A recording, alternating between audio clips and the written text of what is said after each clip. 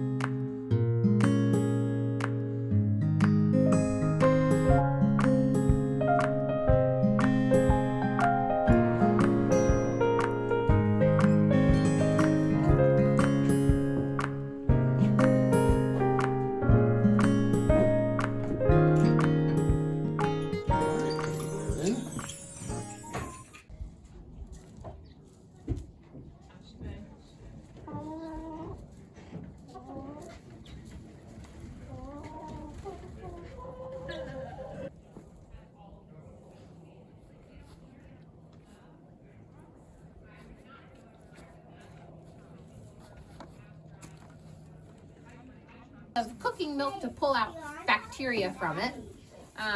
The gentleman who invents that, Louis Pasteur, he is a late teen in 1838. I believe he's 18 or 19. And so he is years away from inventing pasteurization.